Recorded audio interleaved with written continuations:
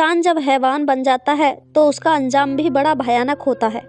ऐसी ही कहानी है जिसमें एक 14 साल की नाबालिग लड़की पर कयामत टूट पड़ती है। मैं उस लड़की पर किए गए जुल्म और सितम को कयामत क्यों कह रही हूँ, ये तो आपको कहानी सुनने के बाद ही पता चल पाएगा। तो दोस्तों, आपसे गुजारिश है कि कहानी को पूरा ज़रूर सुनिएगा। दिलों को झंझोड़ देने वाली कहानी है। मेरा नाम उमा है। मैं बचपन से ही बहुत खूबसूरत थी। शायद इसलिए माँ पापा ने मेरा नाम भी इतना खूबसूरत रखा। हम लोग एक छोटे से गांव में रहते थे। मैं 14 साल की थी जब माँ इस दुनिया को छोड़कर गई थी। अब घर को संभालने वाला कोई न था। हमारे गांव में बहुत सी ज़मीनें थीं, इसलिए मेरे बाप को दूसरी शादी करने में कोई परेशानी न हुई। कुछ दिन बाद मेरे पापा दूल्हा बने, अपनी नई नवेली दुल्हन को घर ले आए। मेरी एक छोटी बहन भी थी। हम दोनों बन ठन कर तैयार हुए और अपनी नई माँ का खूब अच्छी तरीके से स्वागत किया। सौतेली माँ जो मेरे बाप से उम्र में बहुत छोटी थी, लेकिन उठाऊ हाड़ की औरत होने की वजह से उम्र कम नहीं लगती थी, क्योंकि वह एक तंदुरुस्त औरत थी। अब नई नई माँ घर आई थी और मेरा बाप उसके नखरे उठाने में लग गया, क्योंकि वह खूबसूरत ही इतनी ज़्यादा थी। पापा सुबह काम पर चले जाते हैं और हम दोनों बहनें भी स्कूल चली जाती हैं। कुछ महीने तो अच्छे से गुजरे। फिर एक दिन जब हम स्कूल से घर लौटे तो एक आदमी हमारे घर बैठा था। माँ ने बताया कि मेरा रिश्तेदार है, दूसरे गांव से आया है। शाम को पापा भी घर आ गए। सौतेली माँ का रिश्तेदार किसी काम से हमारे घर आया हुआ था। मेरे बाप ने भी उसको अपनी ससुराल से जानकर उसकी खूब आवभगत की। कुछ दिन वे हमारे घर रहे और फिर चला गया। उसका नाम राम था। उम्र में वह माँ से 2-3 साल छोटा ही होगा। वक्त गुजरता गया। अब वो कभी भी हमारे घर आ जाता। एक दिन हम दोनों बहनें स्कूल से घर लौटी तो कमरे का दरवाज़ा बंद था और माँ भी नहीं दिख रही थी। घर में बिल्कुल खामोशी छाई हुई थी। कुछ आवाज़ भी नहीं आ रही थी। मैंने दरवाजे की हल्की सी दरार से अंदर देखा तो माँ का रिश्तेदार, जिसका नाम राम था, माँ की गोद में सर रखकर लेटा हुआ था। माँ प्यार से उसके बालों में हाथ फेर रही थी। यह देखकर मुझे बहुत गुस्सा आया, क्योंकि वह मेरे बाप को धोखा दे रही थी। मेरी बहन मुझसे 1 साल छोटी थी। जब ये बात मैंने अपनी बहन को बताई तो वो कहने लगी, देख उमा, ऐसे मामलों में भरे के पूरे परिवार खत्म हो जाते हैं। ऐसा ना हो पापा किसी मुसीबत में फंस जाएं। बेहतर है कि तुम खामोश रहो। मैंने भी इसमें ही भलाई समझी और किसी से भी इस बात का जिक्र न किया। वक्त गुजरता रहा और हम खुली आंखों से सारा खेल देख रहे थे। मुझे मालूम था हमारी ही खामोशी एक दिन तूफान बन जाएगी। खैर, वक्त गुजरता रहा। फिर एक दिन सुबह के वक्त सौतेली माँ बहुत ज़ोर ज़ोर से रो रही थी। मेरी आँख खुली तो मैंने कमरे में जाकर देखा। माँ ज़ोर ज़ोर से कह रही थी, हाय मैं क्या करूँ, मुझे भरी जवानी में छोड़कर चला गया। मुझे बहुत बड़ा झटका लगा, क्योंकि पापा हमें छोड़कर चले गए थे। जब मैंने करीब से देखा तो पापा की आंखें पथराई हुई थी और मुंह से झाग निकल रहे थे। मैं समझ गई थी कि सब कुछ इस मनहूस औरत ने किया है।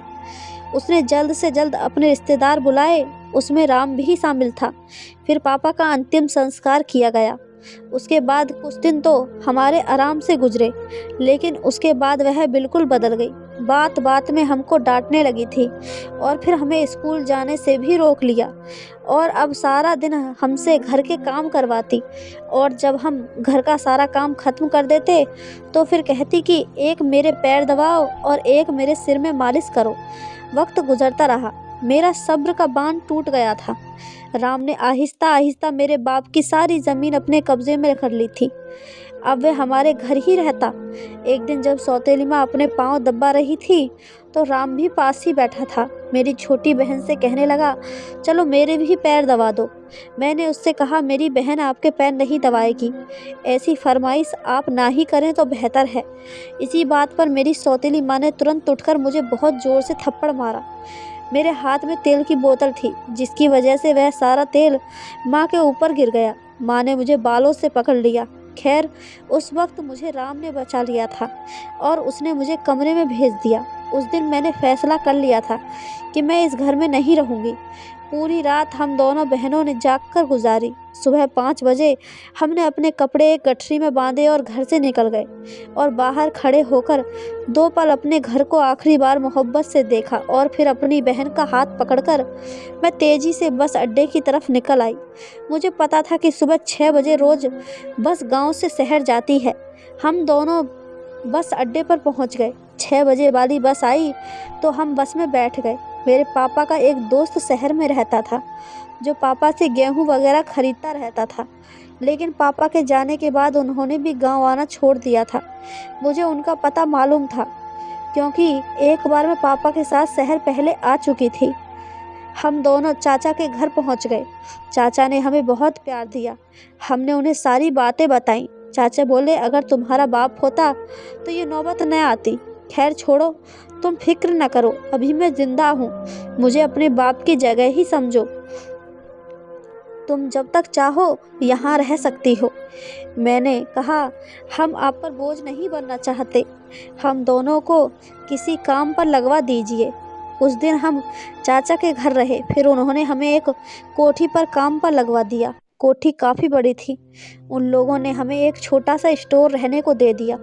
कोठी में एक मालकिन और सेठ जी रहते थे। उनकी एक बेटी मुझसे थोड़ी ही छोटी थी और एक बेटा जैसे अभी 1 साल का था। कुछ ही दिनों में मैंने घर का सारा काम संभाल लिया। मालकिन भी मुझसे बहुत खुश थी। सेठ जी की कोठी पर एक 21-22 साल का लड़का भी रहता था जो मालकिन का ड्राइवर था, जो सुबह आता और शाम को वापस अपने घर चला जाता।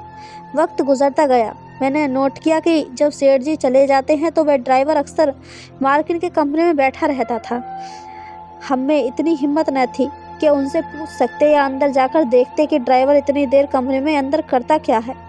जब मैंने ये बात अपनी छोटी बहन को बताई तो वो कहने लगी, खामोश रहो, एक ही तो सहारा है, कहीं ये छत भी ना चली जाए और फिर हमें कहीं और धक्के खाने पड़े। मैं एक बार फिर से खामोश हो गई। फिर एक दिन शाम का वक्त था। मालकिन कहने लगी, जाओ बिक्की को बाहर पार्क में ले जाओ। मैं उसको लेकर पार्क में चली गई। न जाने उस दिन क्या बात थी, बिक्की चुप ही नहीं हो रहा था।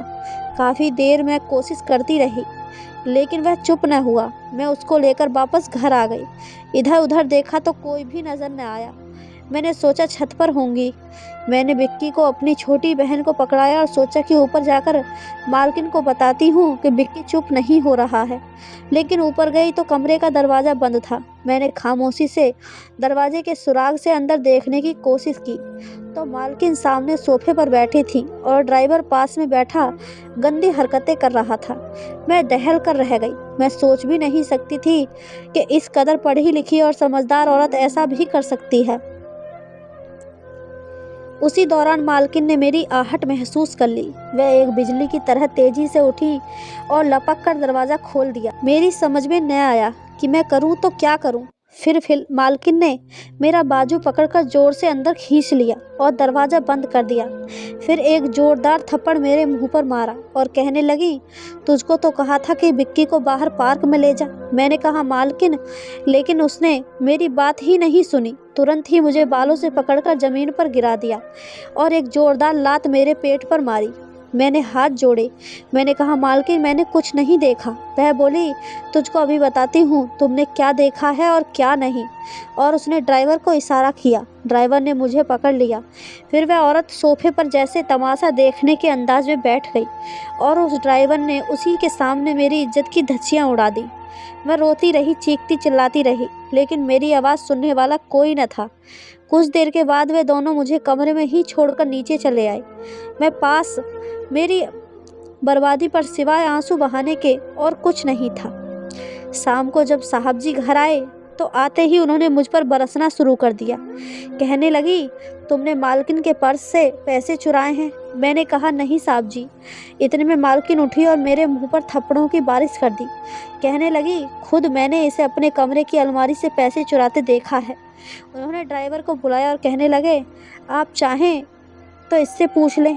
फिर ड्राइवर कहने लगा, जी साहब जी, मैंने इसको खुद ऊपर वाले कमरे में जाते देखा था। इतने में मालकिन बोली, इसको अभी और इसी वक्त घर से निकाल दें। साहब जी अच्छे आदमी थे, वह कहने लगे, छोड़ो माफ़ कर दो, छोटी मासूम बच्ची है। फिर साहब जी ने मुझे अपने पास बुलाया और कहने लगे, देखो आज के बाद चोरी मत करना, जो भी चीज़ चाहिए मुझे बता देना। मैं नज़रें झुकाए खामोश खड़ी थी।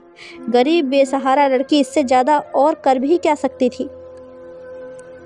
वक्त गुजरता रहा और मैं अपनी आंखें और कान बंद करके अपना वक्त गुजार रही थी। 2 साल ऐसे ही बीत गए। एक दिन मालकिन और साहब जी ने किसी काम से बाहर जाना था। जब भी बाहर जाते तो ड्राइवर को छुट्टी दे देते। उस दिन भी उन्होंने अपने ड्राइवर से कहा कि हम लोग ज़रा बाहर जा रहे हैं, आज तुम्हारी छुट्टी है, तुम अपने घर चले जाओ। उनकी बेटी जो अभी स्कूल में ही थी, मुझसे कहा जब वह स्कूल से आ जाए तो उसका ख्याल रखना। दोपहर को 2 बजे के करीब वो स्कूल से आई तो मैंने उसको खाना लगा कर दिया और उसको खाना खिलाकर उसके पास ही बैठ गई। वैसे भी वह मुझसे बहुत प्यार से बातें करती थी, इसलिए वह मुझे अच्छी लगती थी। थोड़ी देर के बाद दरवाजे की घंटी बजी तो देखा ड्राइवर था। कहने लगा, मालकिन आ गई क्या? मैंने कहा नहीं। फिर कहने लगा, मुझे कुछ काम है, मैं उनका इंतज़ार कर लेता हूँ। मेरे मना करने के बावजूद वो अंदर चला आया। घर आकर उसने इधर उधर झांका और रीना के कमरे में चला गया। मुझसे कहने लगा, अगर तुमने किसी को बताने की कोशिश की तो मैं साहब जी से कह दूंगा कि तुमने मुझे फ़ोन करके बुलाया है। फिर उसने रीना के कमरे में जाकर अंदर से दरवाज़ा बंद कर लिया। वह एक मासूम सी भोली भाली लड़की थी। उसने अंदर से शोर मचाना शुरू कर दिया। मैं समझ गई थी कि मालकिन ने मेरी बर्बादी का मंजर सामने बैठकर देखा था। आज वही सब कुछ उसी की बेटी के साथ होने वाला है। मैं छुपकर देखना तो चाहती थी, लेकिन मैं ऐसा नहीं कर सकती थी। शायद मेरा ज़मीर अभी भी जिंदा था। मैं भागकर पास वाले घर में गई और उनको सारा माजरा बताया। उस घर के मर्द जल्दी से मेरे साथ आ गए। उन्होंने आते ही ज़ोर ज़ोर से दरवाज़ा पीटना शुरू कर दिया। फिर उस ड्राइवर ने घबराकर दरवाज़ा खोल दिया। मोहल्ले वालों ने फ़ोन करके जल्दी से घर वालों को आने का कहा। थोड़ी देर बाद मालकिन और साहब जी घर आ गए। पहले तो उन्होंने ड्राइवर को बहुत मारा और फिर उसे पुलिस के हवाले कर दिया। दिल तो बहुत चाह रहा था कि आज मालकिन का भी पर्दाफाश कर दूं, लेकिन पहले की तरह एक बार फिर मैं खामोश रही, क्योंकि मैं जानती थी कि साहब जी बहुत अच्छे आदमी हैं और जब उनकी पत्नी की असलियत का पता चलेगा तो उनका घर बर्बाद हो जाएगा। नाबालिग रीना के साथ जबरदस्ती बलात्कार के जुर्म में उस ड्राइवर को फांसी पर लटका दिया गया। मैं बहुत ज़्यादा खुश थी, क्योंकि रीना के साथ वह मेरा भी कसूरवार था। फिर एक दिन मालकिन ने मुझे अपने पास बुलाया और मेरे आगे हाथ जोड़कर मेरे कदमों में बैठ गई। कहने लगी, मैंने तुम्हारे साथ बहुत बुरा किया था, लेकिन तुमने फिर भी मेरा राज नहीं खोला। मुझे माफ़ कर दो मेरी बच्ची, मुझे माफ़ कर दो। आज के बाद मैं तुम दोनों बहनों की अपनी बेटी से भी बढ़कर परवरिश करूंगी। मैं कर भी क्या सकती थी, मेरी आंखों से आंसू बह रहे थे।